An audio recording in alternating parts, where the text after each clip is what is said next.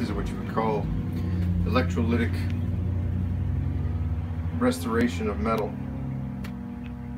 I've added some sodium carbonate to the water, which is basically washing soda, the same stuff you would put in your dishwasher.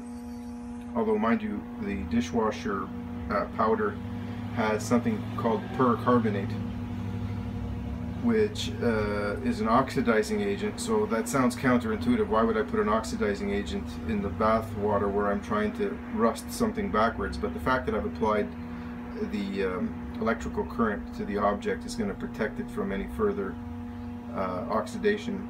And it has the added benefit that the laundry detergent helps to dissolve any grease that's on the part. So anyway, I'm doing an experiment to see what results I'll get. So far it looks pretty promising. So I've added the black lead is connected to the part which I want to restore. The red lead, which is positive, is connected to a piece of metal to provide the electrical circuit to be complete.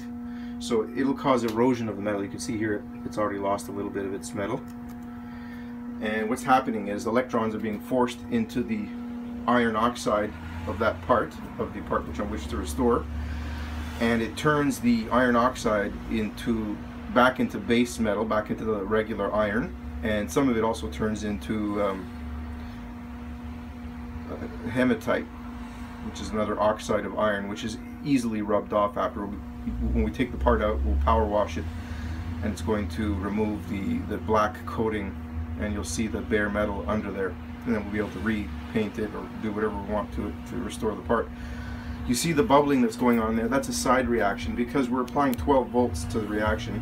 So we're applying a voltage that's way higher than is necessary to drive the reaction. And the result is that you get the electrolytic breakdown of water.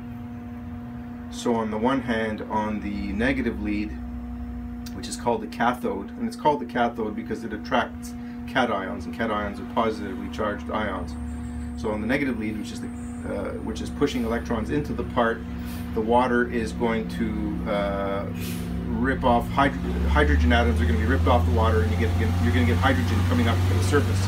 So you're going to get hydrogen bubbling on this side, and oxygen is going to be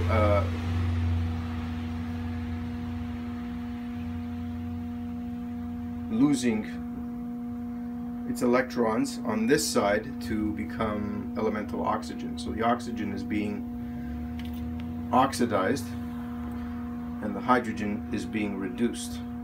So electrons are being added here, electrons are being taken away on this side. So this is called the cathode, this is called the anode. So the bubbling of the water, the breakdown of water, is a side reaction, but one that we don't worry too much about. The only thing you might be cautioned about is not conducting this reaction in an enclosed space, because the buildup of hydrogen and oxygen could result in an explosive mixture. So it's best to do it outside.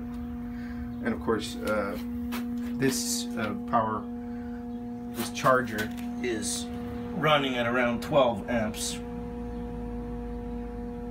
So it tends to overload it a little bit, and once in a while the overheating circuit will click to safeguard against the thing getting too hot, which is why I recommend that you do also this part out of doors, so that if anything should happen, it won't set fire to your house.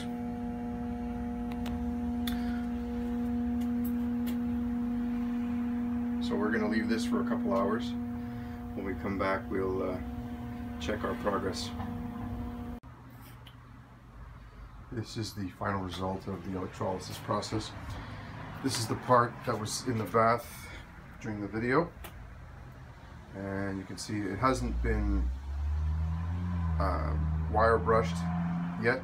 I've only power washed it just to get the surface magnetite covering off. You see there's still some paint adhering to it, but the surface rust is very thin. This is because I left it wet for too long. So there's some of the rust reformed, but it's a very thin layer. This is the part after being passed with a wire brush. You can see it's shiny, new metal, and it could probably be repainted or powder coated or whatever you prefer.